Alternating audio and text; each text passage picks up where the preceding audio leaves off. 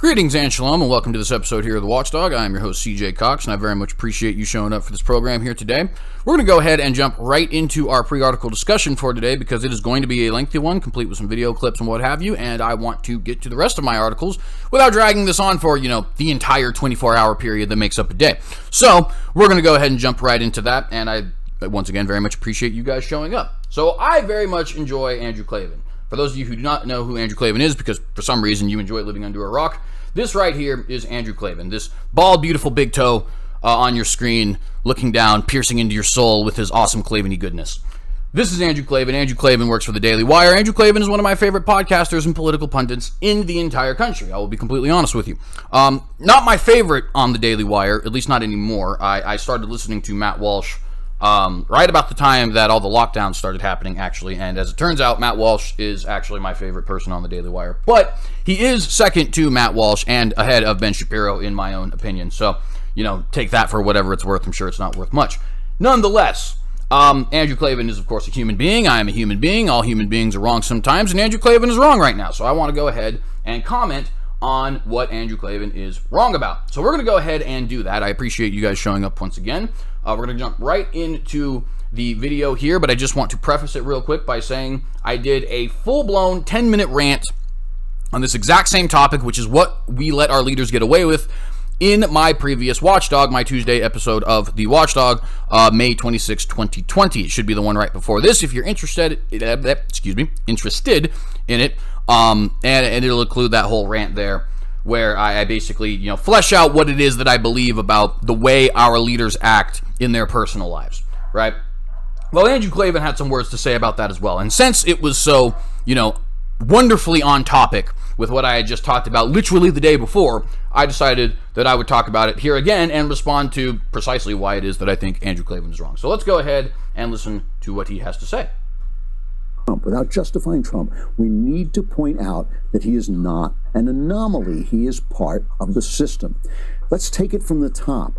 If people voted for Donald Trump after years and years and years of feeling they had no voice in the news business, they had no voice in the entertainment business, they had no voice at the movies, they sent their children to the academy and they had no voice there, they paid college professors, socialist college professors, to indoctrinate their children with values that were not their own. All these years they felt they had no voice. No matter how many media outlets like the Daily Wire there are, no matter that there's one cable network, Fox News, that sometimes speaks for the right, no matter how many times the overwhelming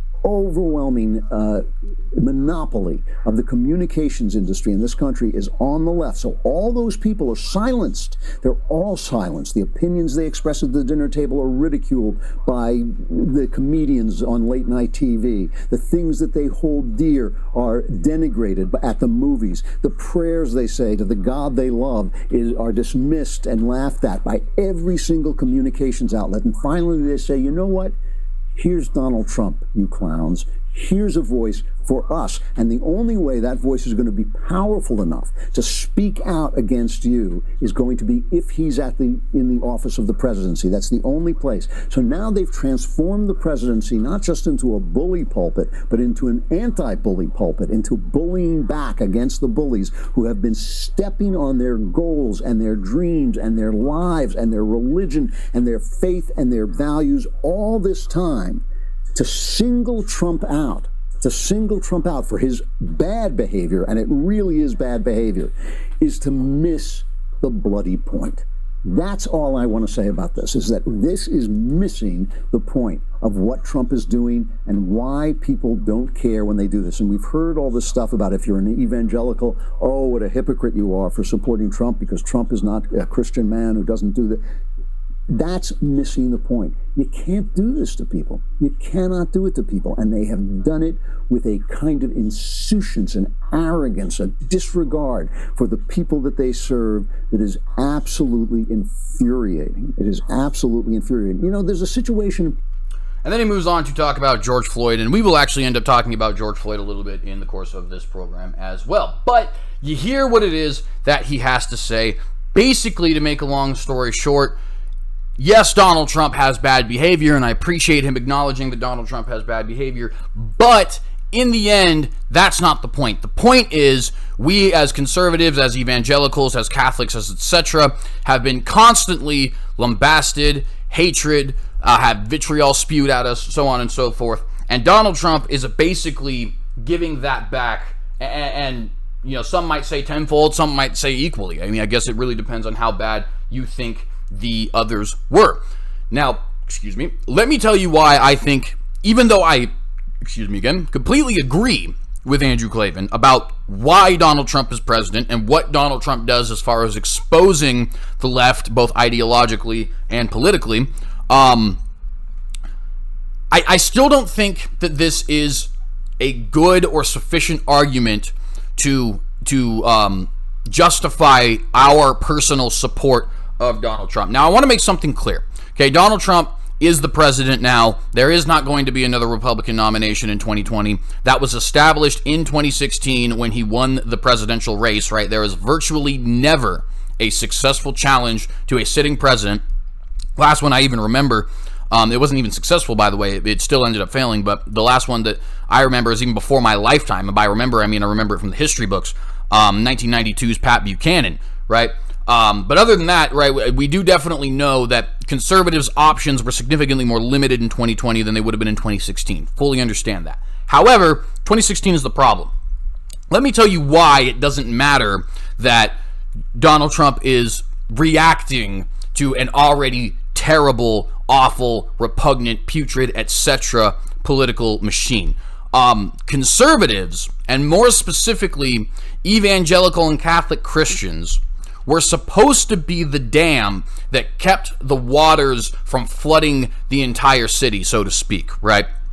We were supposed to be the ones who said, yeah, I understand this, that, and the other thing about Bill Clinton, but we shouldn't have a president who openly commits adultery. I understand this, that, and the other thing about Katie Hill, but we shouldn't have a congresswoman who openly philanders and is a swinger. I understand this, that, and the other thing about Pete Buttigieg, but we shouldn't have a politician, a mayor, a president, etc., who openly flaunts the word of God, or openly flaunts his rejection, rather, of the word of God, so on and so forth, right? That was our job as conservatives. We were the moral dam that kept the waters of wickedness from overflowing the hypothetical city that represents the United States in this analogy, right? And thank the Lord for that, because of course we are fallen human beings just like everybody else. When we decided, you know what, we're perfectly fine with Donald Trump, we're perfectly fine with Don Blankenship, we're perfectly fine with who's that guy, the dude who just went and cursed up a storm and was fired after like a week of being the communications director for Trump. I can't remember his name, or Boris Johnson, right? Or what have you, even Milo Yiannopoulos, somebody I even enjoyed during his peak, right? When we decided we're going to fully endorse people like this, we're going to accept people like Mindy Robinson as spokespersons for our side, not just on our side, because you can believe whatever you want, and I very much appreciate people like Mindy Robinson and Gavin McInnes and so on and so forth being conservative.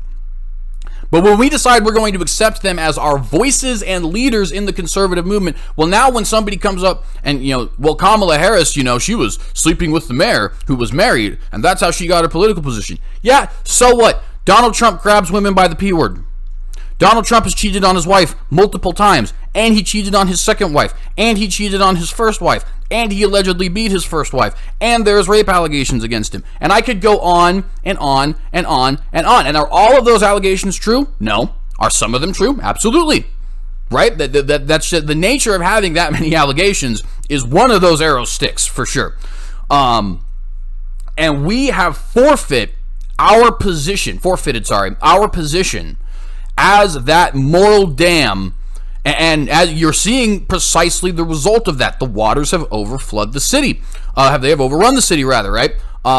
We, at this point, are openly acknowledging the fact that our President of the United States and our Speaker of the United States House of Representatives are going down insulting each other with things like, oh, he's fat, or morbidly obese is the word that Pelosi used, And I can't remember exactly what it is that Trump insulted her with, but it was also something stupid, right? Accusing people like Ted Cruz, like Joe Scarborough, etc., of crimes that there is no evidence that they committed, so on and so forth, right? And we just accept this now. This is just normal. This is just the way things are. We accept people telling us, well, you know, I need to cut my hair because I look good, or I need to look good. I'm a public figure, even though, of course, you might be a public figure, or you might be somebody who needs to have a presentable appearance for whatever it is that your job is, right? And, of course, I refer in that instance to Mayor Lightfoot of Chicago. The point being, and we can list these examples forever. We really can. When we decided, hey, Caitlyn Jenner, Kid Rock, Donald Trump, whatever that, I still can't remember his name, what it's like, Steve Mnuchin or whatever, I don't know, whatever his name was, the guy who was the White House communications director, I can't remember him, he was so unimportant, right? When we decided these are the guys that we are going to accept to push forward our political ideology, what we told liberals, independents, progressives, and etc. is morality matters if you agree with me politically. Or if you do not, rather, agree with me politically. Morality matters if you do not agree with me politically. It is wrong for Katie Hill to do what Katie Hill did because she's a liberal. It is wrong for Bill Clinton to do what Bill Clinton did because he is a liberal. It is wrong for Don Blankenship, or right, rather, for Don Blankenship to do, or at least excusable for Don Blankenship to do what Don Blankenship did because he's a conservative. It is excusable for Donald Trump to do what Donald Trump did because he's a conservative. You see the problem here, right? You see why people stop taking this sort of thing seriously. You see why this might end up being a bad thing when the person who is supposed to be the moral watchdog no longer actually has the moral authority to be a moral watchdog, right? And of course, like I've said, you see this constantly. It's not just the constant insults being thrown back and forth from Pelosi to Trump and back to Pelosi and so on and so forth, right?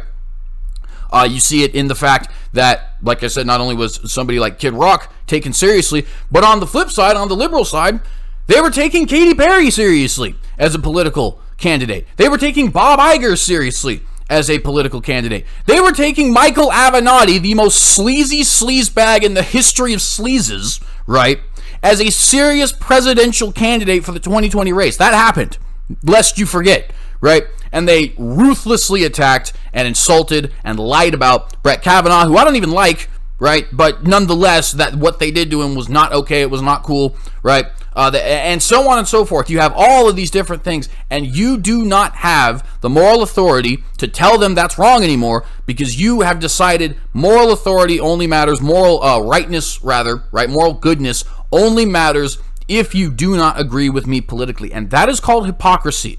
It is a horrible, terrible, awful, completely repugnant thing that conservatives have decided that, well, we don't want a pastor, we want somebody to do a job when it's Donald Trump. But when it's Katie Hill, who has a fraction of the power, all of a sudden this is a really big deal. When it's Ilhan Omar, all of a sudden it's a really big deal. When it's Kamala Harris, all of a sudden it's a really big deal. That is blatant, putrid hypocrisy. And Andrew Klavan, I know you are a Christian, so I would like to appeal to you on a religious, if you, of course, provided you ever see this, I highly doubt it. I want to appeal to you on a religious ground, right? Jesus is harsher with hypocrites than literally anyone else. Than literally anybody else, right? And some might say, well, what about, blasphemy of the Holy Spirit? Well, blasphemy of the Holy Spirit in context, right? And not that this is the only thing that matters in that particular passage, but in context, he is speaking to the religious officials and about their hypocrisy, right? So even that ends up being related to the hypocrisy of people who were supposed to be the moral watchdog and spiritual guides of the Israelite nation. And it's ditto here. This is where we're at. And on top of that, it was unnecessary. People say, well, we needed somebody to fight the liberals, to call out the mainstream media, to be, somebody who refuses to support anything that is politically correct and so on and so forth. But little did you know, because you don't pay attention to politics, and I'm not talking to Andrew Klavan in particular, and I'm not talking to my fans in particular, I'm just talking to people in general, the American populace as a whole, right? Little did you know that person existed in 2016 outside of Donald Trump. People don't remember this, but Ted Cruz is the first one of the Republican candidates to actually seriously call the mainstream media out. And he did so in the middle of a debate, right? And Ted Cruz, by the way, has always been the anti-politically correct. But He's not somebody who insults the physically or mentally handicapped. He's not somebody who attributes questions he doesn't like to it being a woman's that time of the month, right? He's not somebody who has anything that could be referred to as, forget anything like a sexual assault charge, but just the grab him by the pubic thing by itself, right, is a horribly immoral thing for a man to do. You don't treat women like sexual objects. Ted Cruz never has. Was it just Ted Cruz? No. Ben Carson, though significantly softer and more gentle in his approach, has also called out the mainstream media constantly. Is also somebody who is on the anti-political correctness crusade, and is also somebody who leads a morally exemplary life. And you might say, well, he didn't in the past. Yeah, if Donald Trump had decided I'm going to change as a person, I would not be making this rant, I assure you, right? Ben Carson did. We had Rand Paul. We had Mike Huckabee. We had Daryl Castle. Let's move on to 2012. We had Ron Paul. We had Alan Keyes. We had Virgil Goode. We had Gary Johnson, right? We can go on and on. Newt Gingrich, right? So on and so forth. Herman Cain, although I think Herman Cain ended up having a few problems of his own. I don't really recall if those were proven true or not. Nonetheless, 2008, we again had Ron Paul. We again had Mike Huckabee. We again had Alan Keyes. We had men like Tim Pawlenty and Fred Thompson. We had Chuck Baldwin, although Chuck Baldwin has some issues that I disagree with. Nonetheless, he was somebody who was there. We had, was it Bob Barr or Bill Barr, whatever it is, right?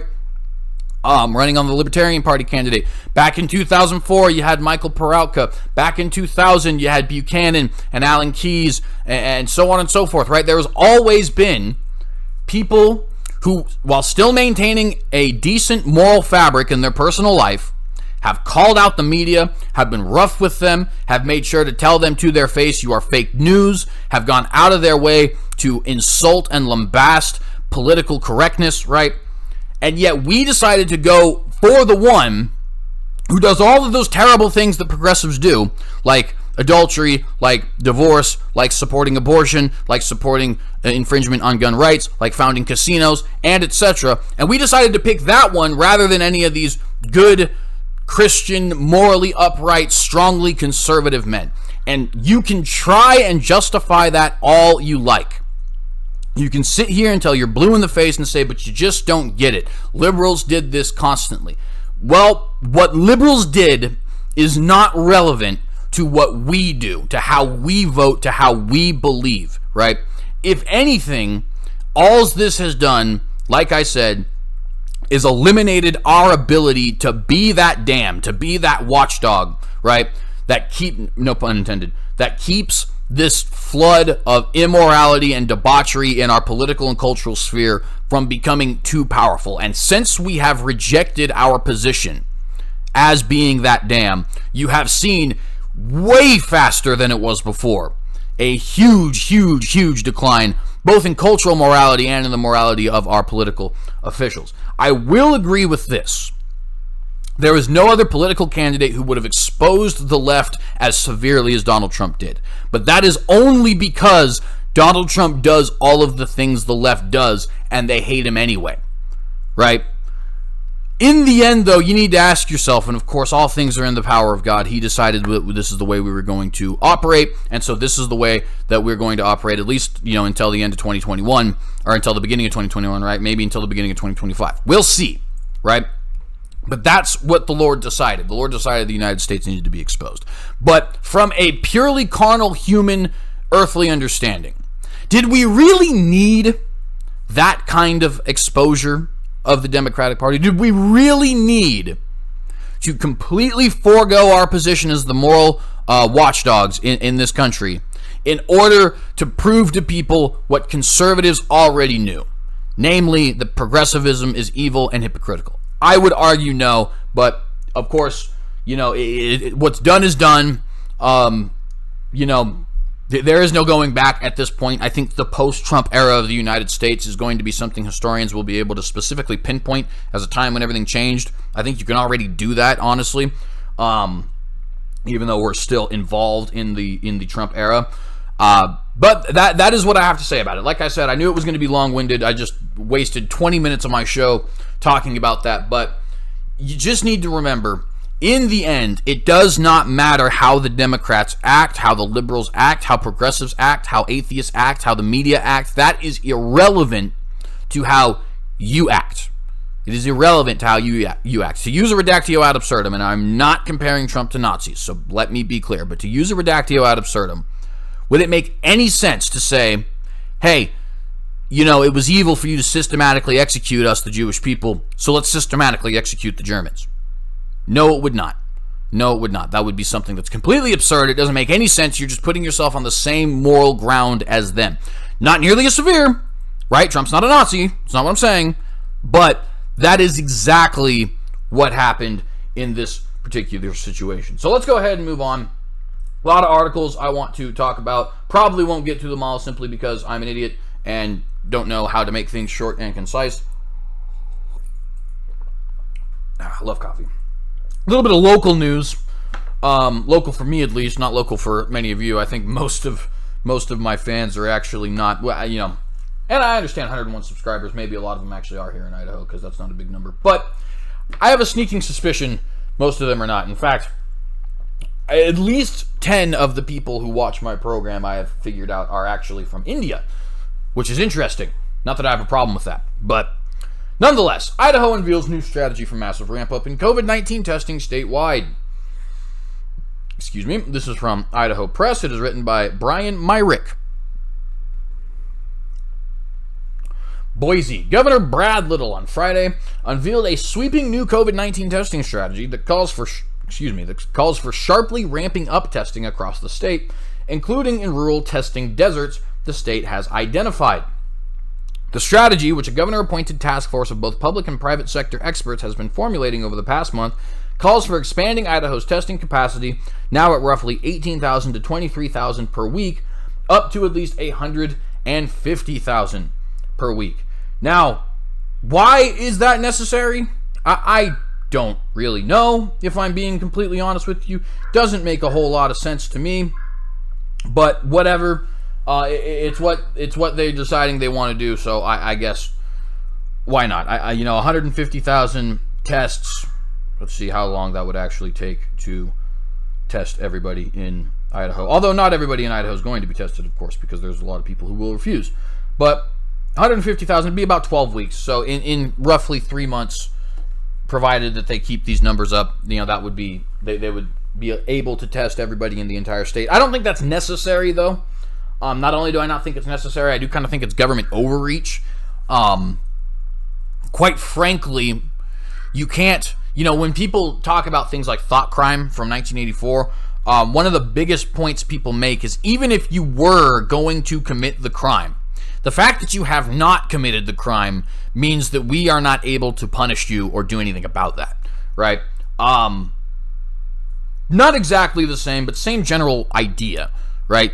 You can't go out of your way to force me to be tested or to force me to get a vaccine or whatever it happens to be if you don't even have any evidence that I came into contact with the virus in the first place, right? That's complete nonsense, and it's total government overreach. Quote, the testing demands of COVID-19 are unprecedented, end quote, said Dr. Christopher Ball, director of the Idaho Bureau of Laboratories and co-chair of the testing task force. Why are they unprecedented? What makes them unprecedented? The fact that you decided they're unprecedented?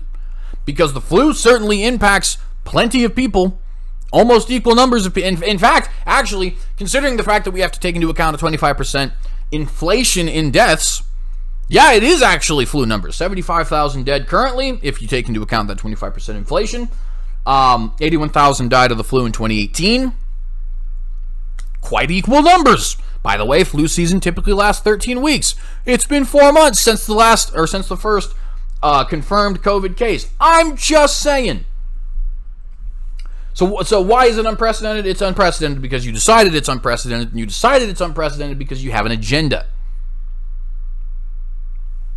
Little at an in-person but socially distanced Little at an I can speak English, I promise. Little at an in-person but socially distanced press conference in Capitol's Lincoln Auditorium said, quote, a strong economic rebound can only occur with a combination of efforts, and expanded and targeted testing is a big part of our strategy, end quote. According to what data? According to what data, Governor Little, is an economic rebound not going to happen if you don't test everybody and their mom? Oh, no data? The data doesn't exist? No way. Mind-blowing. It's almost like exactly what I expected. You know, fun fact, I just want to point this out while we're on the subject of COVID. Do you know 922 total people have died from the 7 states that didn't have a lockdown? I know, not that big, right? Did you know that there are 17 different states, all of which had lockdowns, that have more deaths than these 7 states without lockdowns combined? And by the way, almost half of those 922 deaths come from a single state, which is Iowa.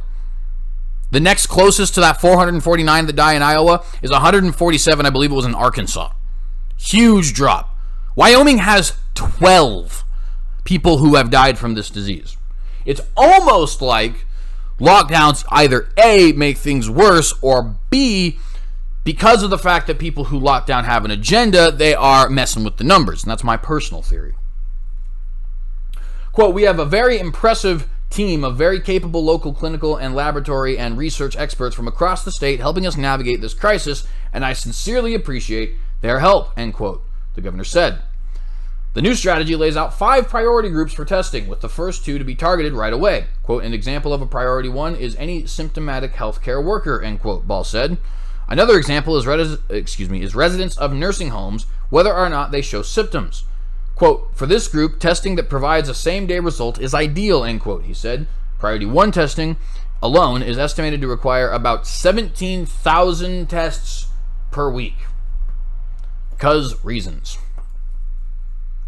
In priority 2 are, for example, inmates and staff in correctional facilities where early detection is critical to prevention of facility outbreaks. So we're going to waste a whole bunch of money paying for more stuff for criminals because, reasons. As they say in, things like CinemaSins and other fictional or other YouTubers who focus on criticizing fictional stories, right? We need these 17,000 tests and to test the inmates because plot. The power of plot points. So that adds another 26,000 per week, I guess, for some reason. Priority 3 would be asymptomatic employees. Excuse me, there's a really loud truck outside. So disrespectful with your loud trucks.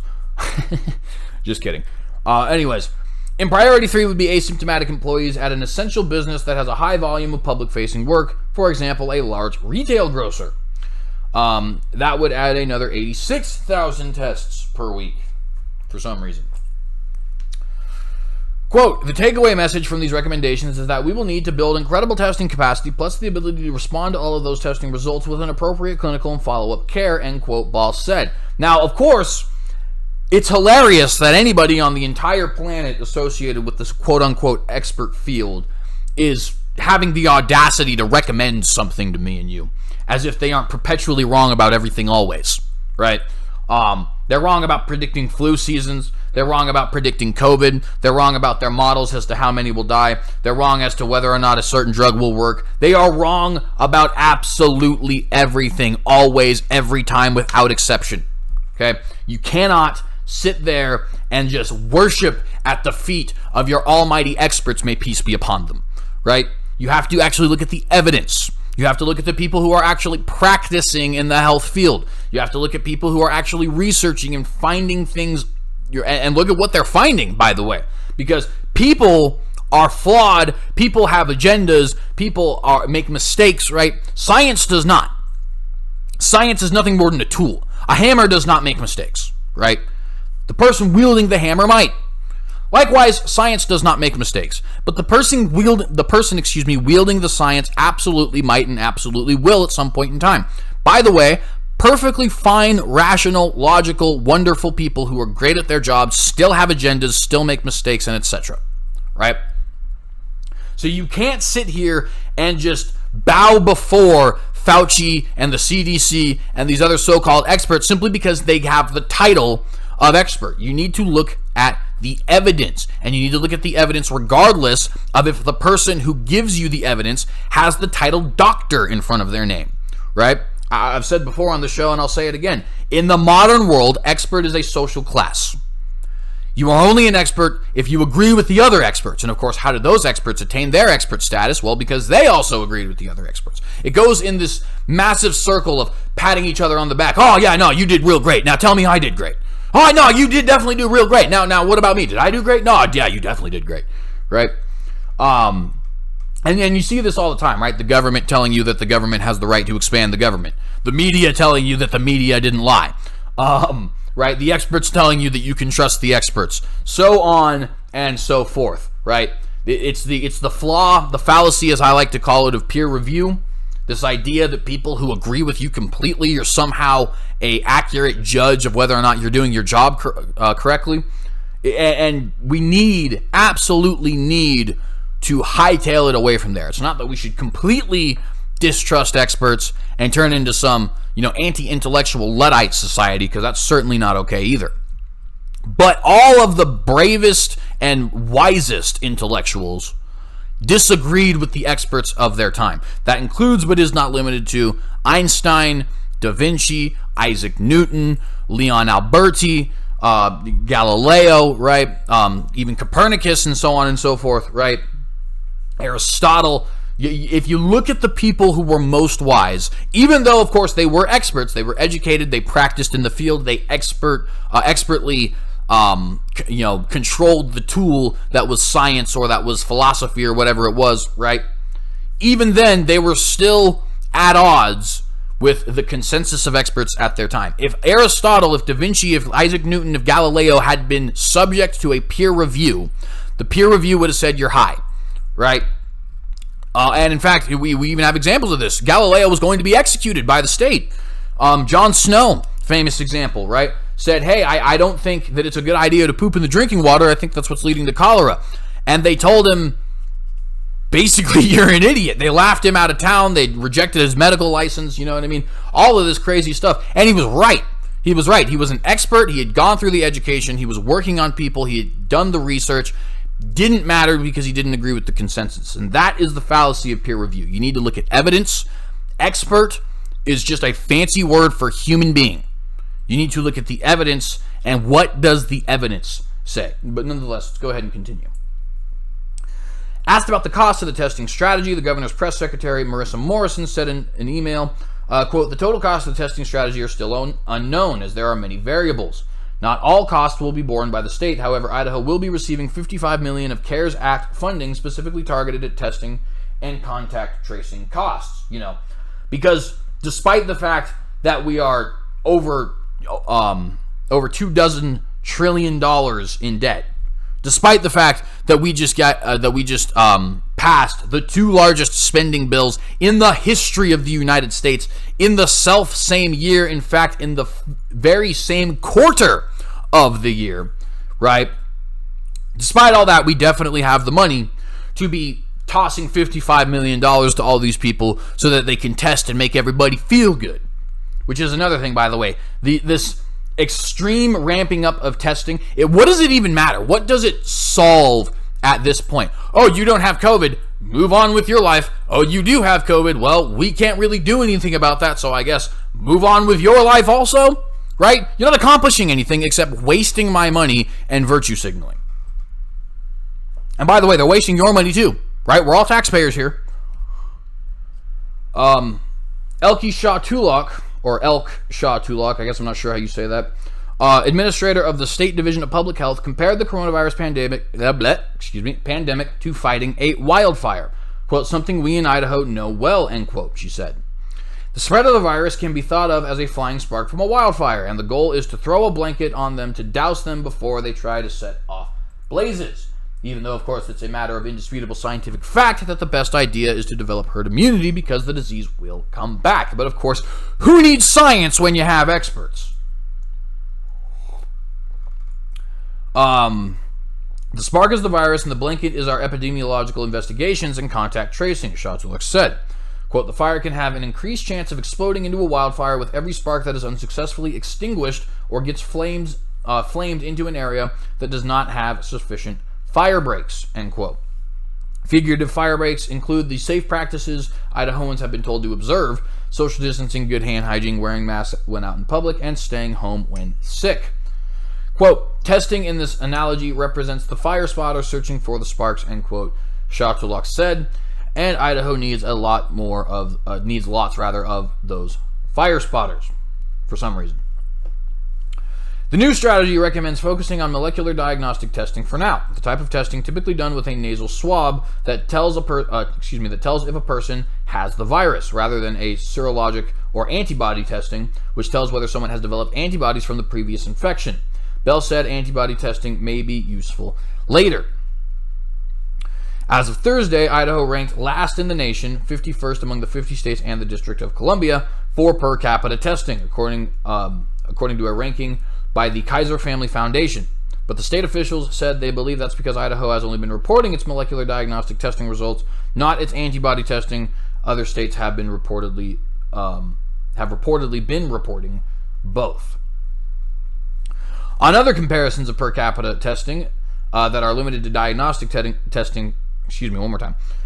on other comparisons of per capita testing that are limited to diagnostic testing, Little said he thought Idaho ranked closer to the middle of the pack, In the COVID tracking project Vox News ranking on May 11th, for example, Idaho ranked 43rd.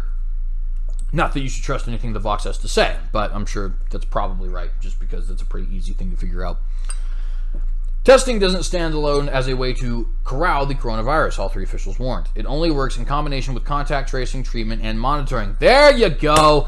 There's the words we're looking for, contact tracing. You see, even though the testing doesn't accomplish anything, we're going to convince you that it'll accomplish something so long as you'll let us track you and get all your information.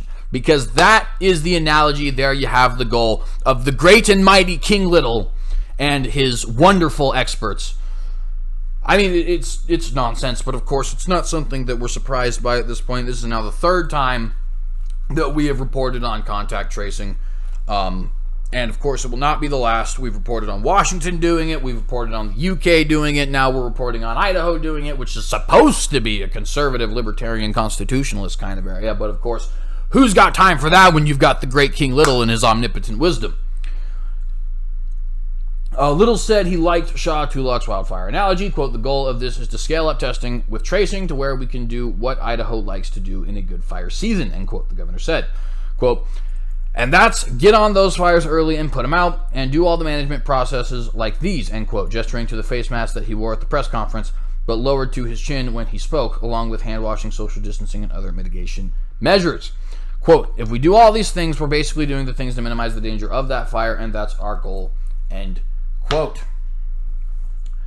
So, here we are. We're going to spend a whole bunch of money on testing that accomplishes absolutely nothing. And then we're going to convince you that that testing does actually accomplish something, but only if you agree to let us trace all your information and where you're going all the time and whether or not you had COVID, and also whether or not, you can work in this country, and do you have your STAR card, and is there an RFID chip with your STAR card, and whatever. All of these different things, right? Because for some reason, that has something to do with combating a virus, I guess. I don't know. But of course, I'm not one of your experts. So,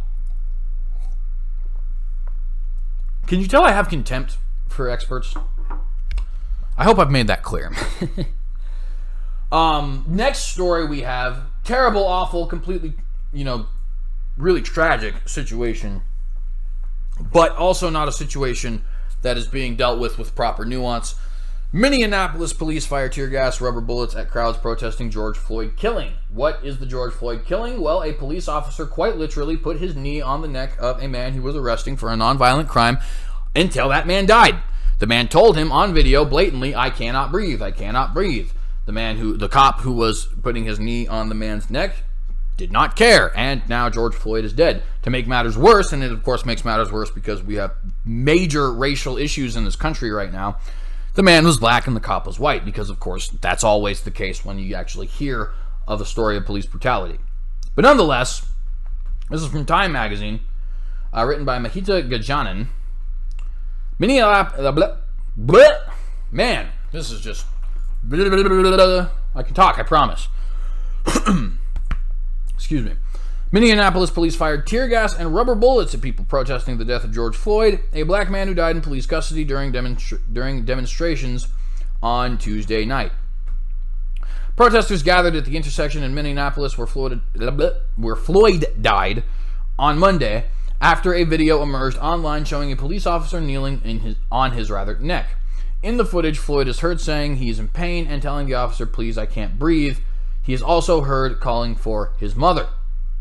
Floyd was later pronounced dead at the Hennepin County Medical Center. 4 Minneapolis officers involved in Floyd's death were fired Tuesday, with Minneapolis Mayor Jacob Frey saying it was the right call. The FBI and state law enforcement are investigating Floyd's death. Now, real quick, one thing that does need to be made perfectly clear, specifically the cop who killed Floyd, and there's obviously points to be made about the rest of the cops as well, but I just want to specifically address the cop who actually did the killing. He needs to be charged.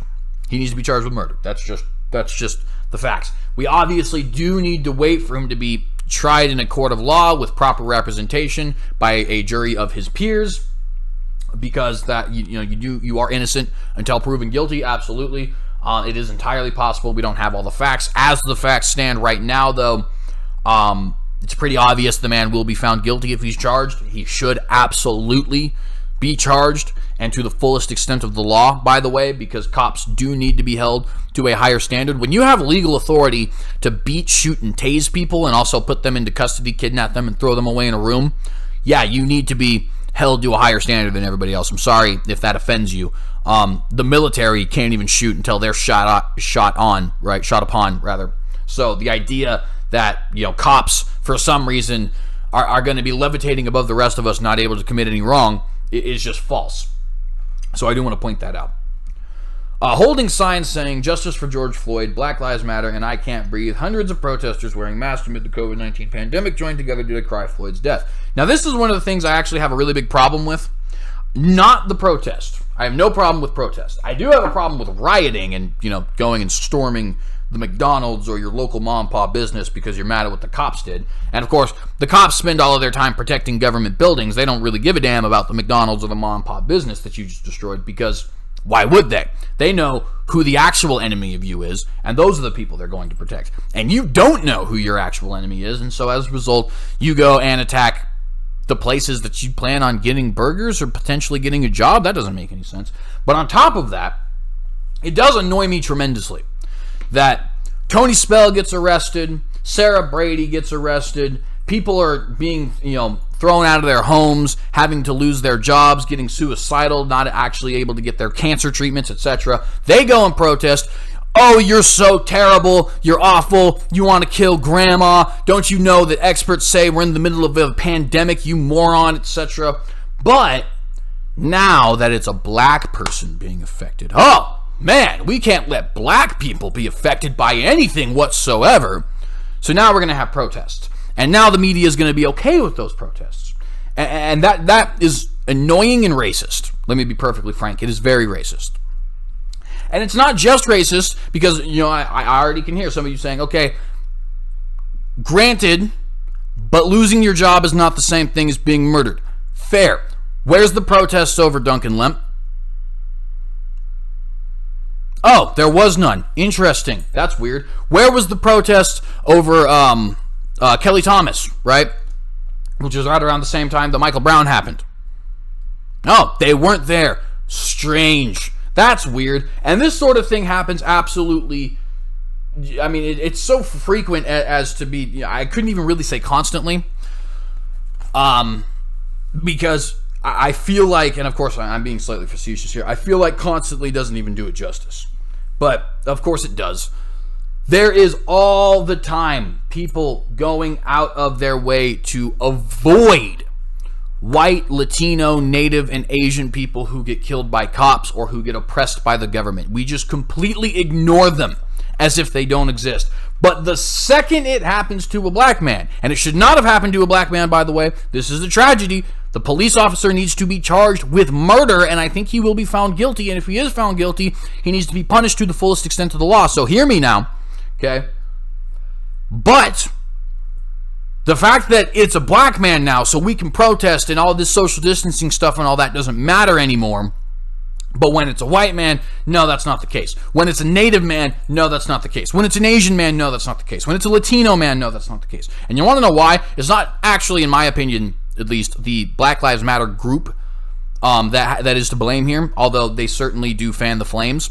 It's the media. It's the media. It is absolutely, positively, without any doubt, the media, because the media throws George Floyd, like I said, definitely a tragedy, but throws him in your face all day. Look at this. It was so racist. The cop was white and the guy was black, and this is so terrible, right? Whereas they virtually never tell you about guys like Duncan Lemp. There was an officer fired just the other day for putting his hands on a young boy's neck. Now, the young boy was black, but the cop was also black. Did you hear about that one? No, you did not, right? What about the guys in Dallas last year who, in a no-knock raid, this guy and his girlfriend were murdered, and they weren't even in the right house? Were there protests over that? Big riots over that? No. Was CNN constantly talking about that? Was MSNBC constantly talking about that? Was the Young Turks on about that? No. You know who was on about that? Crazy right-wing conspiracy theorists, quote unquote. And really, we should be concerned with all of it, right? Ahmaud Arbery and George Floyd are tragedies. They are tragedies, absolutely. And the people who committed these acts need to be punished. Facts.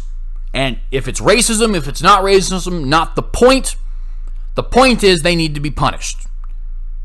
However, the same is true for Kelly Thomas, for that Dallas couple, for Duncan Lemp, right? This is not an issue that is only affecting black people. In fact, it doesn't even primarily affect black people. Over 2 times as many, you take the number, it's like 220, I believe, roughly, black people getting killed by cops every year. The number for white people is almost 500. It's over 2 times. Over 2 times. So, I just wanted to point that out, not to belittle the death of George Floyd, because it, once again, was an absolute tragedy, and it absolutely is something we need to talk about. Police brutality gets out of hand all of the time here, and the cops are virtually never punished for it. But do not fall into this race-baiting narrative where protesting is bad unless you're protesting because of a black man, or police brutality is obscure unless the police brutality was against a black man, or unless the police brutality was done by a black man, right? That's racism.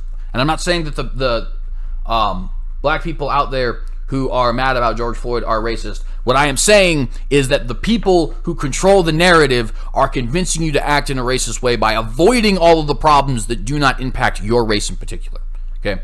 Latinos are American. Whites are American. Blacks are American. Natives are American. We are all American, and when the United States government or the local state or city governments oppress Americans, we as Americans scream in unison, absolutely not. And it doesn't matter if they're black, it doesn't matter if they're white, it doesn't matter if they're Latino, what have you. What matters is the government is oppressing and killing us. That is it. And of course, we're lucky that it doesn't happen particularly commonly. 1,000 deaths by cop every year. In the end, it's not nearly as bad as some other governments. It's still not acceptable, right? So I just wanted to point all of that out. Demonstrators clashed with police dressed in riot gears. Officers fired foam projectiles, also called marking rounds, and threw tear gas at them in an effort to subdue some of the protesters. Police Department spokesman John Elder told the New York Times, and it doesn't give a time date. According to Elder, one person was shot at a building near where Floyd was detained by police, though it is not clear if the shooting was related to the protests. Protesters eventually made their way to a police precinct where some demonstrators damaged windows and sprayed graffiti, according to the Associated Press. The Minneapolis Star-Tribune reports the tensions between protesters and police rose when they reached the 3rd precinct. There some demonstrators threw rocks at officers and spray-painted squad cars. In response, officers launched tear gas and flashbang devices. Now, I did just say, that I was not appreciative of the protesters destroying private property and people's businesses and things like that. Having said that, now we need to talk about the parts where I do think it's okay. Quite frankly, if the law is not going to do its job in punishing these people, I have absolutely no problem with throwing rocks at the cops. Honestly, I really don't. I really don't. If you have a problem with that, maybe you shouldn't have killed the man. Maybe you should charge the man who killed this man. The man who killed George Floyd, I mean, right? Maybe you should charge him and put him in prison. And quite frankly, if you were doing your job, these riots wouldn't happen, right? And when these rioters actually understand who the true enemy is and go after them rather than going after the Ma and Pa or the McDonald's, hey, I ain't got nothing to say, right? Quite frankly, that is the better way to do it. Because if they're not going to listen to you peacefully, then perhaps you need to get violent.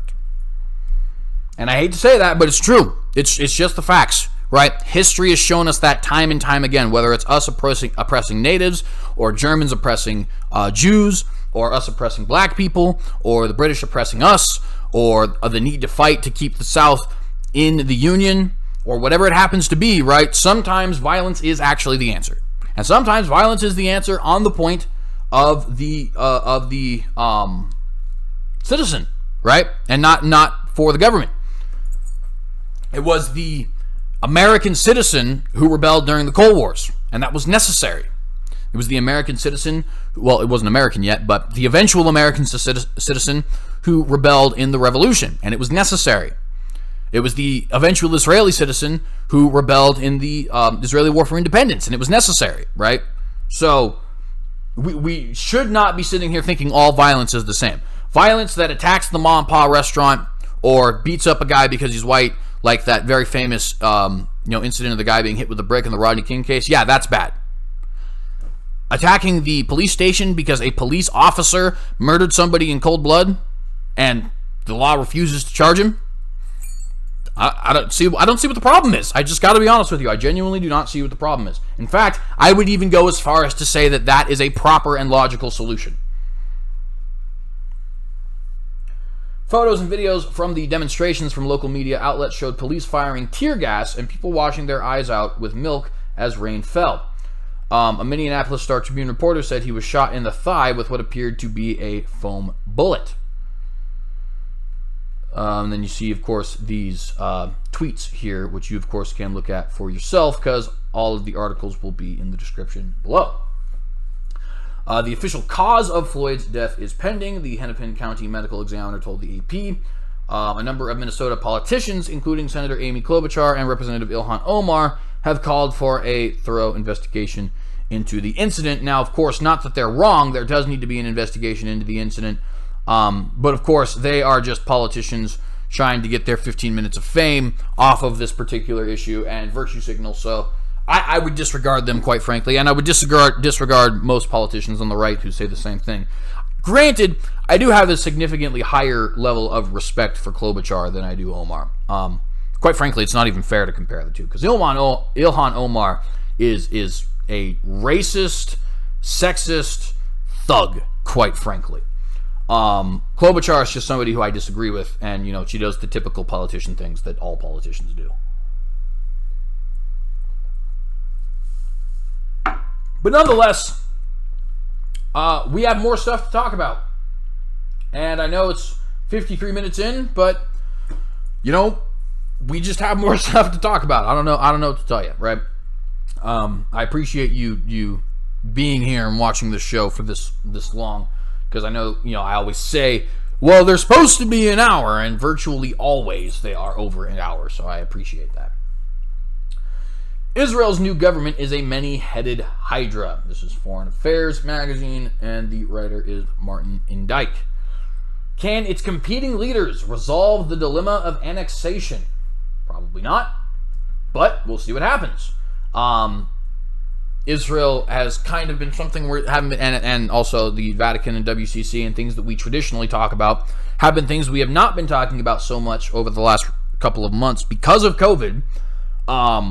But during that time, a lot of big news has definitely come to the forefront. So I want to go ahead and report that to you guys, because of course the entire point of the Watchdog, right? What is it that we're watching? We're watching Israel, we're watching the Vatican, we're watching global governance. That's the entire reason this exists. So want to go ahead and get back to that, even though we do, of course, have other news that needs to be talked about, and we've been talking about it. So let's go right into it. In Greek legend, the Hydra is a gigantic water snake with 9 heads, only one of which is immortal. That's just for the record, not entirely true. The Hydra is certainly a sea serpent. To call it a water snake kind of implies, that it's literally a snake, but it's got legs. It's more like a dragon, really. It's certainly serpentine for sure, but I don't know. Just being nitpicky, but I wanted to correct that because it's not literally a gigantic water snake. Also, for those of you who may be confused, you might be thinking, well, I thought it only had 1 head, but if you cut it off, 2 more take its place. That's actually specifically the Hydra in the story of Hercules, not actually the general legend of the Hydra in and of itself, because the Hydra legend is not only found in the 12 Labors of Hercules, but the one that is found in the 12 Labors of Hercules, which is of course the most popular one, the one that that Marvel spoofs, cut off 1 head, 2 more shall take its place, Hail Hydra. That is referencing actually specifically the Hydra in those 12 Labors. But nonetheless, we continue. The 35th government of Israel, sworn in on May 17th, 2020, looks like a Hydra. Instead of 9 heads, it has 36 ministers. You heard that correctly. 36 ministers, 16 deputy ministers, and an alternate prime minister. 53 of the 120 members of the Knesset, nearly half of them, having some sort of a minister position. I have no idea how this is going to work. It's definitely going to be interesting to see. But we'll see what happens, right? I mean, it's gotta function to an extent. Otherwise, we're just going to devolve and go to another election. And I'm not really sure how Israel can handle a 4th election in less than a year. Of course, maybe it handles it fine. I guess I don't know. Like the Hydra, it too appears to have 1 immortal head, Benjamin Netanyahu. He was sworn in for his 5th term as prime minister, having already served in the post continuously since 2009. And of course, he also served, I believe, from 96 to 99. But it might have been a little bit longer than that. Nonetheless, he was first elected in 96. This time, it took Netanyahu 3 elections over 18 months to form a government. So I guess it would have been 4th election in 2 years, but nonetheless. In each of those elections, his bloc of right-wing religious parties failed to secure a majority, and religious parties failed to secure a majority. Netanyahu was able to put together this government on his 3rd attempt only by co-opting Benny Gantz, the leader of the center-left opposition bloc, which, once again, that is not really accurate. It would be more accurate to describe them either purely as centrist or center-right. The left wing almost doesn't exist in Israel. Certainly, there are environmentalist parties. There are certain Arab parties that certainly are left-wing. Obviously, Labor does still exist. But, the left wing is basically dead at this point in Israel. The maneuver was masterful since Gantz had run on the promise of never joining a government under Netanyahu because of his indictment on charges of bribe-taking, fraud, and breach of trust. Gantz could have formed a minority government, depending on outside support from the joint list of Arab parties that had recommended him to do so, but he had promised not to do that either. Forced to choose, he went with Netanyahu, arguing that the emergency created by the COVID-19 crisis required a national unity government, a higher duty that justified the betrayal of his voters. He said, or rather, he paid a heavy price for that, since his decision precipitated a split within his blue and white party. His erstwhile partner, Yair Lapid, led 18 of the party's 33 Knesset members into the opposition. So over half of his party actually decided that they were going to turn against him in this instance, because of his basically betrayal, like they said, of his voters in deciding we are going to actually form a unity government with Netanyahu. He said he would never do that, and of course he did. And, not that you can expect much different from politicians, but nonetheless. Netanyahu had to pay a heavy price too. He signed an agreement with Gantz subsequently written into legislation that provides for a 3-year government term and a mutual veto over all policy decisions. Under the supposedly binding arrangement, Netanyahu will serve for 18 months and then hand over the prime ministership to Gantz on November 17th, 2021 for the second 18 months. In the meantime, Gantz will be the alternate prime minister, a newly created position that Netanyahu will assume when the rotation takes place. Each leader has 18 portfolios, even though Netanyahu has 52 seats in his bloc and Gantz has only 17, including the 2 seats of the shrunken Labour Party. Yes, you heard that. 2. That is the left wing in the in the state of Israel currently.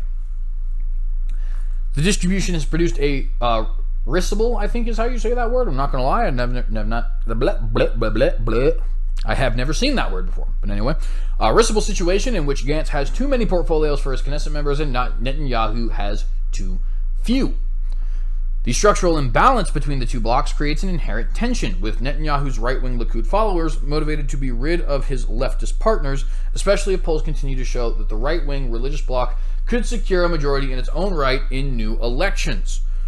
And of course, there's both positives and negatives to that. I myself, as it pertains to Israeli politics, am definitely very conservative. I believe in the annexation of Judea and Samaria. I believe that the Arab people who live there, while they certainly have a right to remain there, as far as those who want Palestinian independence, they need to be moved to Jordan because Jordan is supposed to be Palestine. I even agree with a lot of the religious things that some of the ultra-Orthodox would say. Like, for example, making things like abortion illegal in the nation and so on and so forth. There is negatives to this as well. The most obvious, since it's already been mentioned, being that Netanyahu himself has some pretty questionable behavior in the past. He has been charged and indicted, right, for bribery. And, I mean, whether or not that is actually the case, I guess we don't know because we have not actually seen any sort of a court hearing. But the fact that Netanyahu is so petrified of going to court and facing his accusers either indicates that he believes there is some sort of a deep state coup against him, or indicates that he knows he's guilty and would definitely not fare very well. Whichever one of those it happens to be, I guess I'm just not sure. But, you know, that is certainly a big problem. Another big problem here, as much as I have agreement with a lot of these religious parties, there is a lot of disagreement with these religious parties that even a lot of popular religious conservative politicians in Israel, formerly and currently, have a problem with. For example, the rabbinate currently has control over not only marriages but also who is allowed in and out of the nation, and this has created massive problems and persecutions against Ethiopian Jews, which is clearly of a racial nature, Karaite Jews and Messianic Jews, which is obviously of a religious ideological nature. There has been people who have been arrested and kicked out of the country for politically ideological things, right? People who are Jews, who by the basic laws of Israel are supposed to be allowed to immigrate, no questions asked, right? And this is, of course, incredibly problematic and could end up even getting more problematic if it is unchecked. You know, what's to stop the ultra-Orthodox from being violent with Christians, for example, or with Karaite Jews, for example, or with atheist Jews, for example, and so on and so forth, if the people in power agree with them and are not actually going to enforce the law when something like the firebombing of a church or what have you takes place. So there's good and there's bad to Netanyahu and his right-wing party being as popular as they are. Absolutely.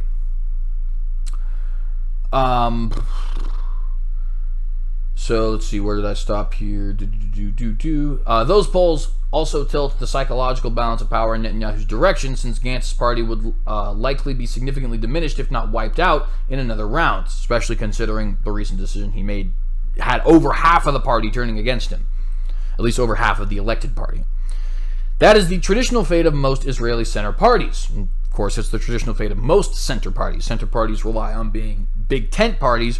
Big tent parties are not ideologically consistent enough to maintain to maintain serious power for long periods of time. That has been traditional, if you will, in virtually every democracy and republic across the world.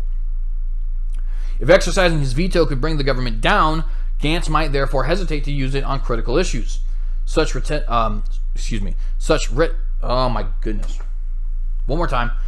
reticence will undermine his party's ability to counterbalance the right-wing agenda of its coalition partners. Israelis disdain this bloated government, even though most prefer it, for the moment, to the alternative of a fourth election. In the end, they will judge it on results. In that regard, Netanyahu has already received high marks for his handling of the novel coronavirus crisis. Fewer than 300 Israelis have died. New cases in May were close to zero, and the virus has been contained among Palestinians in the neighboring West Bank, which of course is Judea and Samaria, and Gaza. Netanyahu and Gantz have set the priorities as reviving the Israeli economy and preparing for the expected second wave of the virus. Beyond those imperatives, the purpose of this Hydra-headed government is unclear, as the two blocs have no agreed guidelines. Given the veto that each side holds over the other, the ambiguity may provide a welcome respite from the issues that roiled Israeli policy under Netanyahu's previous right-wing government. In particular, Netanyahu's ministers had attacked the independence of the judiciary and sought to remove the Supreme Court's ability to act as a check on the Knesset, which of course is a problem. Separation of powers and checks and balances seek to maintain the lack of ability for any one body of government to become tyrannical and more powerful than is just, really. Since Gantz's party holds the Justice Ministry, that legislative agenda should be moderated, if not shelved, although it appears the right-wing incitement against the judiciary will continue unabated. The specter of legislation to protect Netanyahu from the prosecution of his corruption charges, too, has been removed. So Netanyahu now has to turn up in court for the opening of his trial a week after being sworn in as prime minister, which, once again, I find that to be a good thing.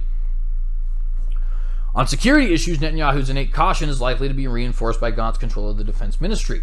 Gantz's deputy, Gabi Ashkenazi, will serve as foreign minister before the rotation and defense minister after it. Both Ashkenazi and Gantz are former chiefs of staff of the Israeli Defense Forces, and they will represent the seasoned and pragmatic views of Israel's defense establishment in the security cabinet.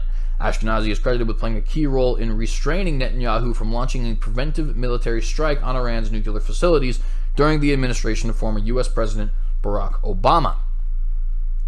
That pragmatism will be critically important when it comes to annexation, the only policy issue that was written into the Netanyahu-Gantz governing agreement.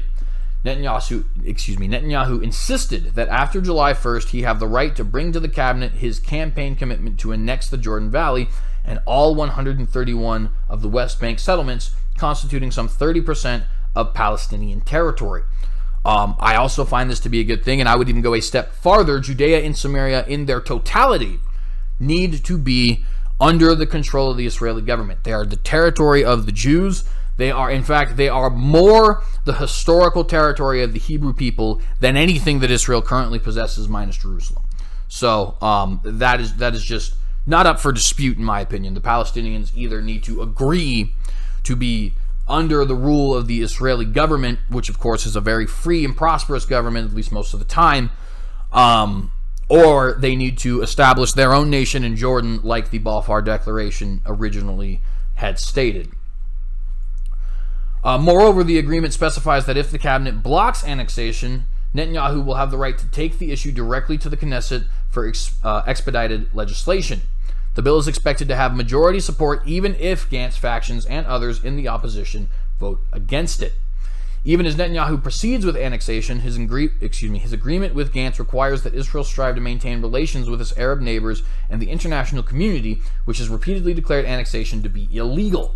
And of course, illegal by what standard? They say international law, but international law is bogus. It's not even something that... I don't think international law, personally, should ever be recognized. Even good international laws are still bogus and have no binding power, because nations are the ones who make laws, not international bodies of morons like the United Nations. Already the threat of Even as Netanyahu proceeds with annexation, his agreement with Gantz requires that Israel strive to maintain its relations. They said to be legal, blah, blah, blah. How the government will resolve this tension is a mystery. Already, the threat of annexation has brought strong protests from Jordan, the UAE, the Arab League, the United Nations, and leading members of the European Union, all of which I do not care about. And neither should anybody in Israel, for that matter. Palestinian so-called President Mahmoud Abbas has announced an end to all agreements with Israel, including security coordination.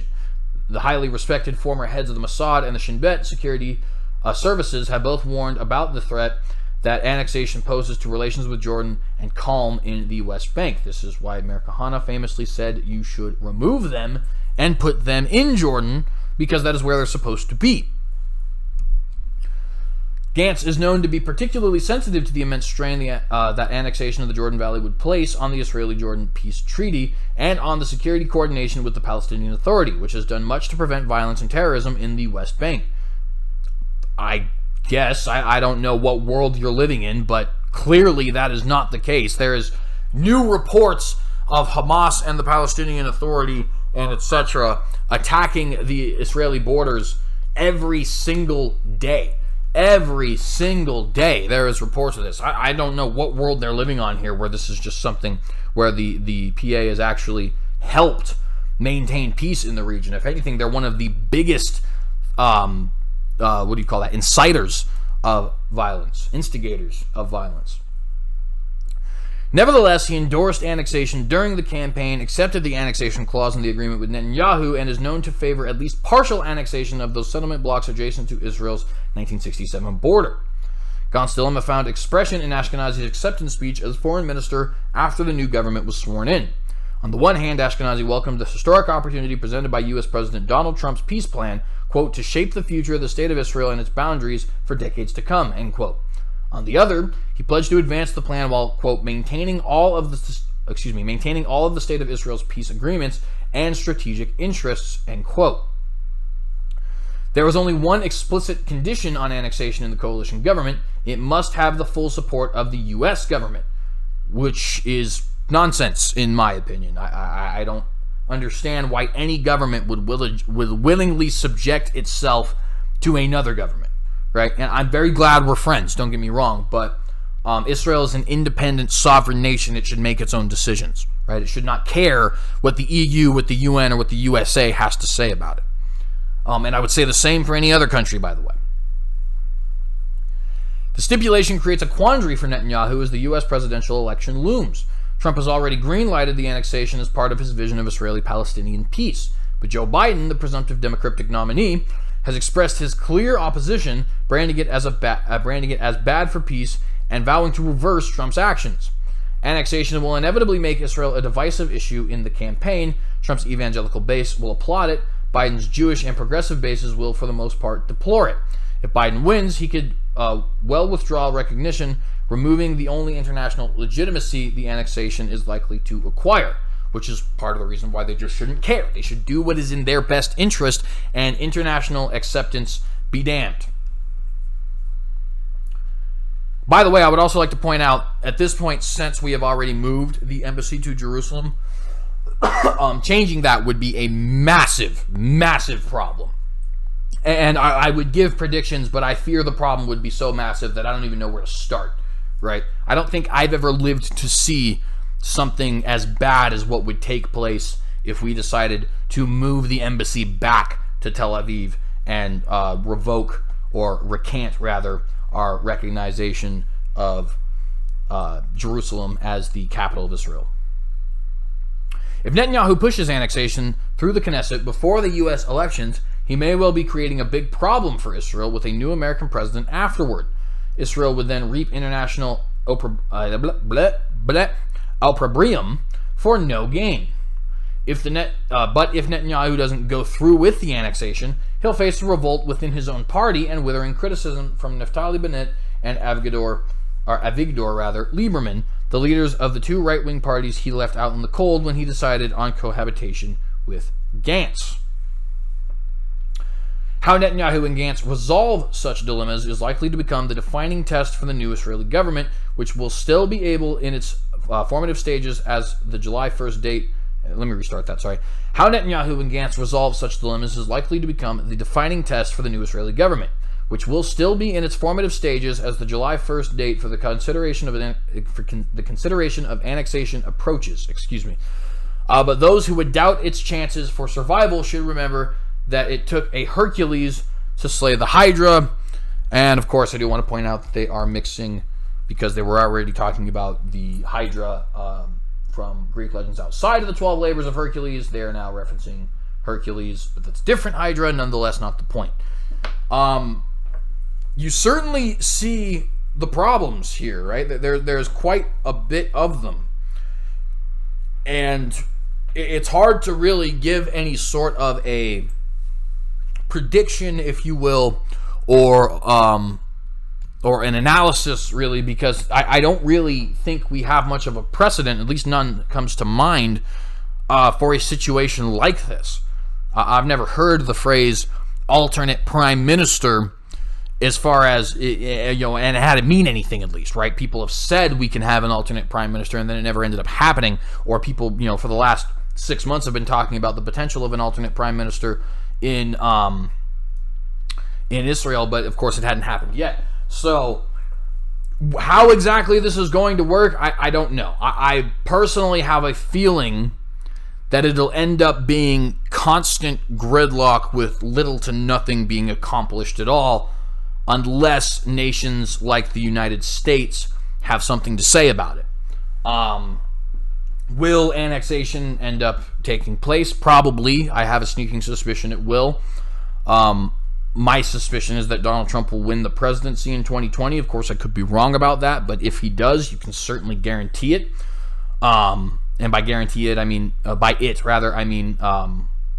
annexation of certain portions of the Jordan Valley. We'll see what happens there. I think it's very interesting. I think there is a lot that could be said about this situation that would be very speculative and therefore may not actually be particularly wise to share here. So I'm going to go ahead and hold off. I've said everything that I do want to say, and I do want to just point out a few quick things before we end the program, because we are now at 1 hour and 16 minutes. Good news. Amid U.S. pressure, Israel rejects Chinese bid for major infrastructure project. There is bad news within this good news, namely that it took U.S. pressure to do so. I do wish that I wish Israel was allowed to just be a sovereign country like every other country. But B, I do wish Israel would just reject this bid by itself. Quite frankly, China is evil, and Israel should recognize that. But nonetheless, good to see that they are not having this infrastructure project in the state of Israel. Of course, this was, something that has been planned for a long period of time. They have been, and by they I mean Israel and China, have been talking with each other ever since China wanted to start their One Belt, One Road initiative, which I'm sure is not actually related to this, although it might be. And so, these things have been coming up from time to time.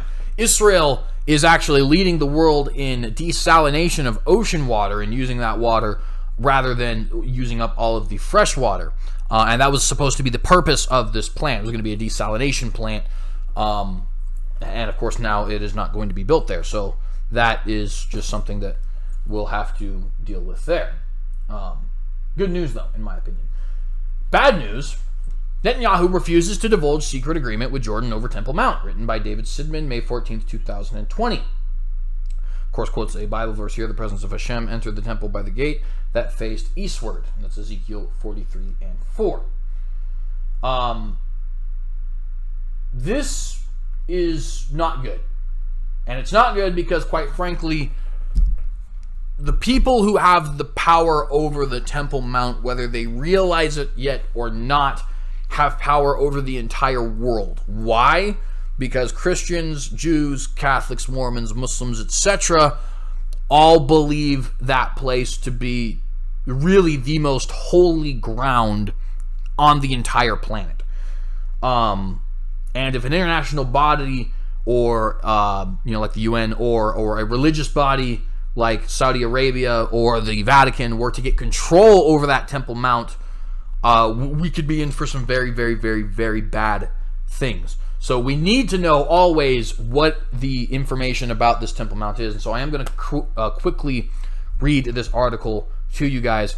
The Israeli government does not deny that there is a secret agreement with Jordan over the Temple Mount, reports Galetz journalist Yugal Segev. And of course there is the link there that you'll be able to click on, because this will be in the link in the description along with the rest of the articles we used here.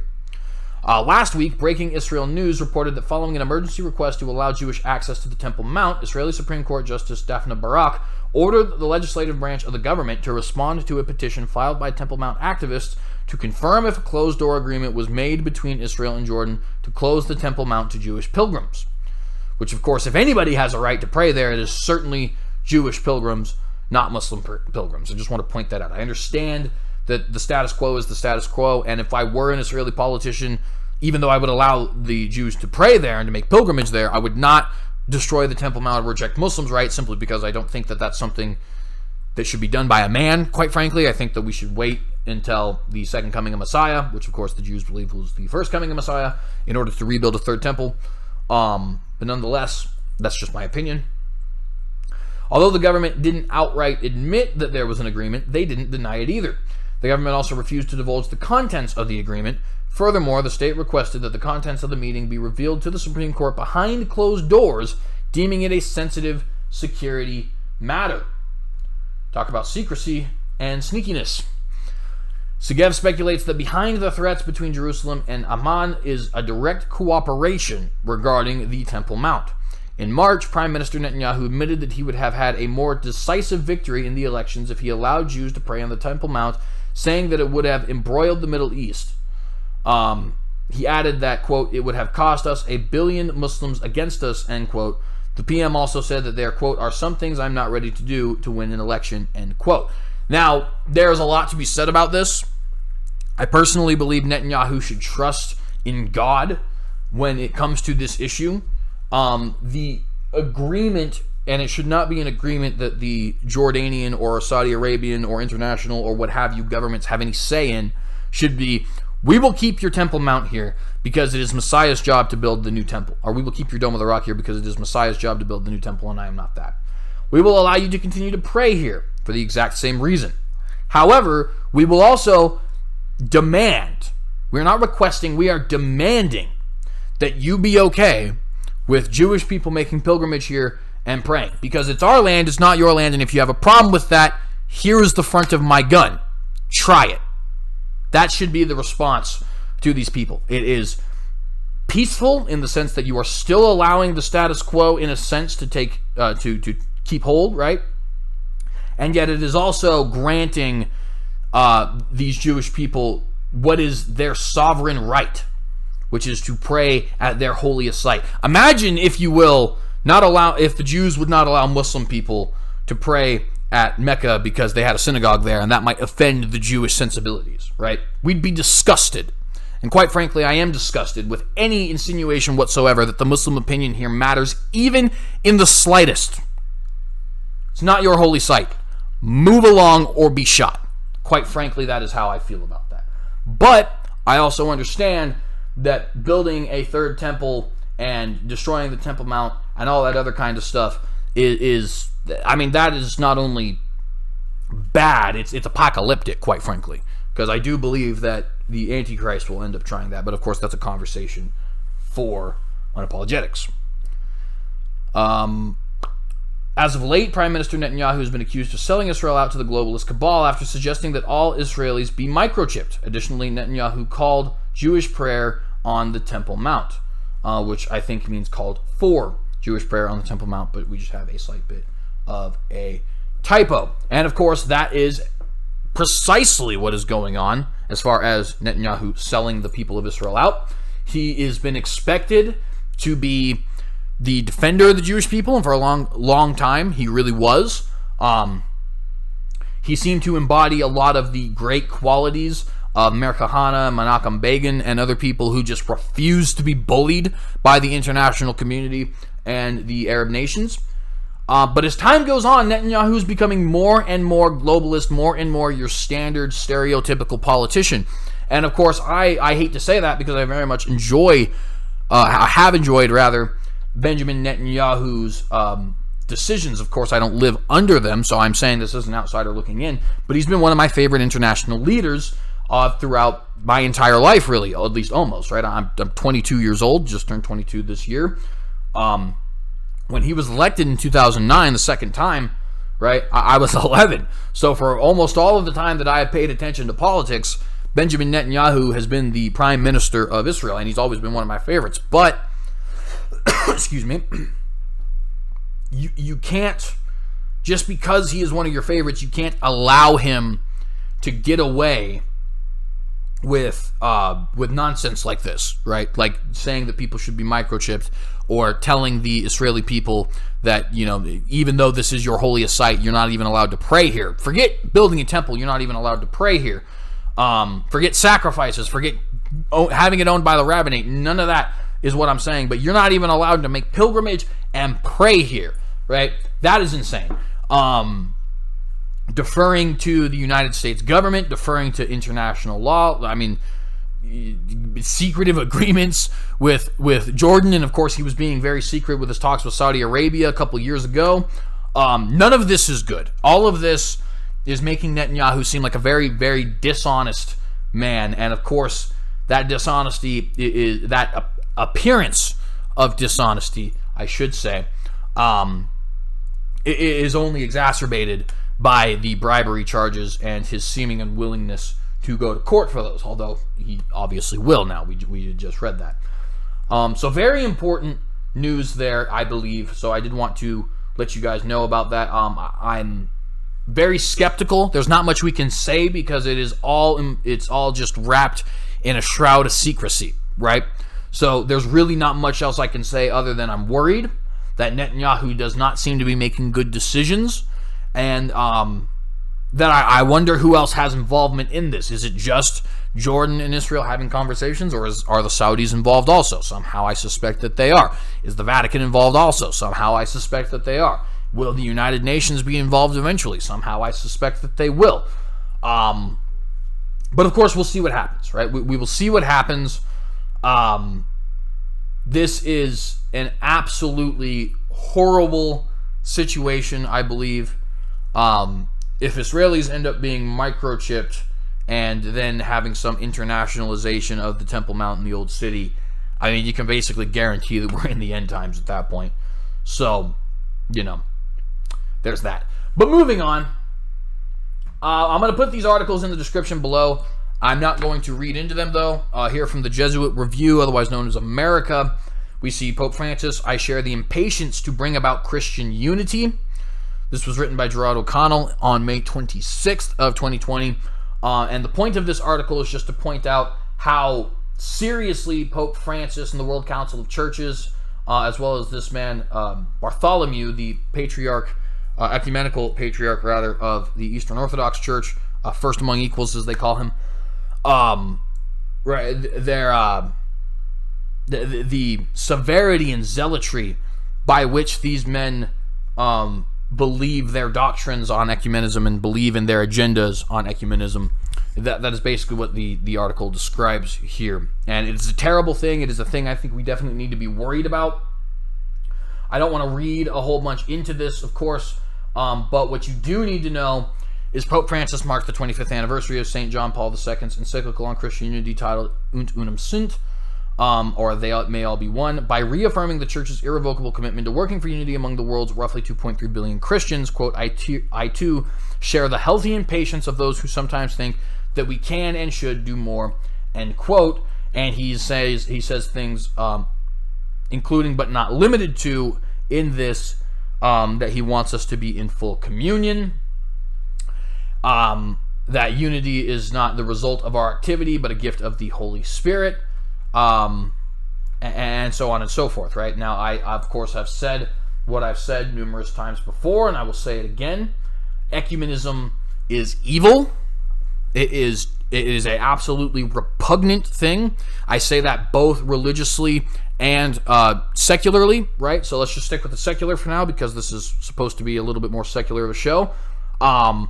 The unity of religions under a single religious body or a single religious figure is very dangerous, because it plays into the numerous prophecies of a coming chosen one, if you will, that will create peace and prosperity in the world.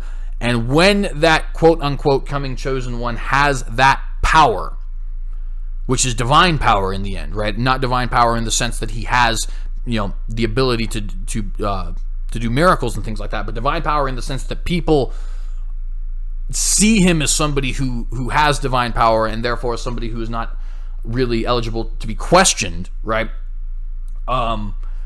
That creates situations where people will and can and have in the past do absolutely anything that man commands, right? Look at the Crusades, for example. Look at the Inquisitions, for example. Look at jihad, for example. Now, make it that much worse because it's all the religious people, and this man has convinced everybody that he's literally a Messiah speaking for God, right? It gets much scarier when you throw that into the equation. Twitter and Facebook have won their appeal in the anti-conservative bias suit. This, of course, was PragerU suing them, saying that they had a bias against conservatives and that this was unjust.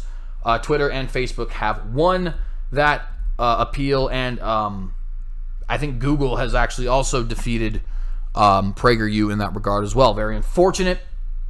Hopefully we will be able to do something about this in the future. In my opinion, their status as open forums, public forums rather, should be rejected, and they should be held accountable for everything that is on their platform, or they should decide that they are not going to be censoring people and maintaining, the ability to basically edit what it is that is put forward on their platform. Either you are accountable for what is on your platform, in which case you lose all of the benefits you have of being a public forum right now, or you are not accountable, in which case you need to be a public forum for everybody, right?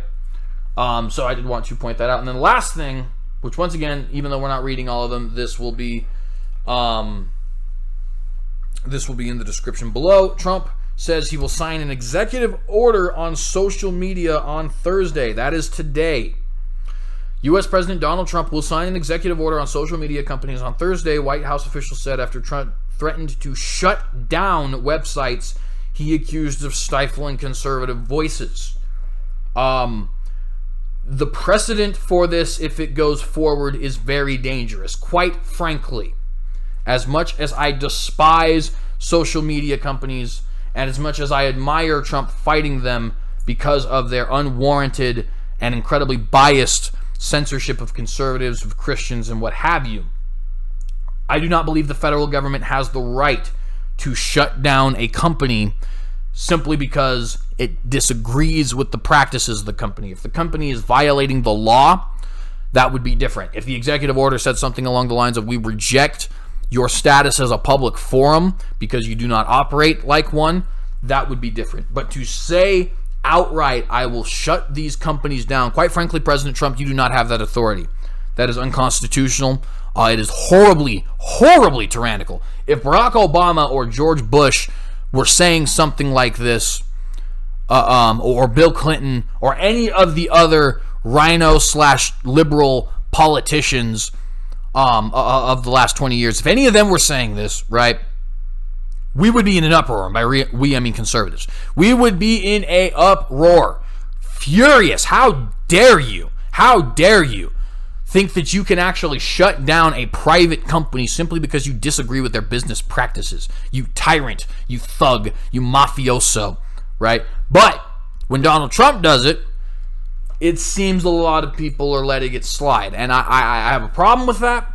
Very much so. I do not like that. I certainly admire Trump's willingness to defend conservatives. I hope that there are people who have his ear who will convince him to do it in a constitutional way that is conducive to human liberty and to our feelings on free market capitalism that he allegedly shares. And I believe he does. But nonetheless, that is everything for today, ladies and gentlemen. I know I went 35 minutes over the time I like to allot myself, so I apologize for being useless. I hope you guys will forgive me on that. But nonetheless, if you liked this program, please do like and share. I definitely appreciate your view. Leave any questions, comments, criticisms, or concerns in the comments section below. In the description, you will find all of the articles we read here, as well as the ones that we just referenced.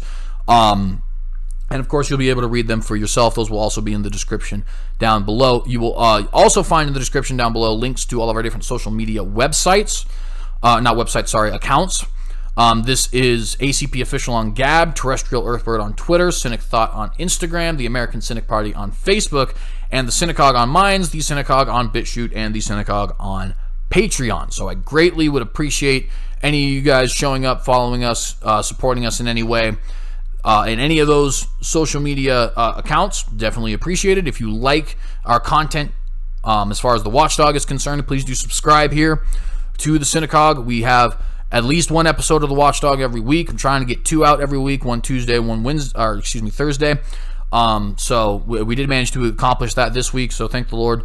And we also, if you are interested in an apologetics program, we do have Unapologetics, which is my personal apologetics program, where I talk about things like the Christian religion, faith, polemics, apologetics, things like that. We have that every Sunday, as well as Unapologetics Light on Saturdays. So if you're interested in Christian apologetics, please check that out. If you just like the politics, just continue to check these out. If you like them both, right, then check them both out. But either way, if you just want one, if you just want the other, if you want to have them both, please do subscribe to the Cynicogue, excuse me, can't even say my own name right.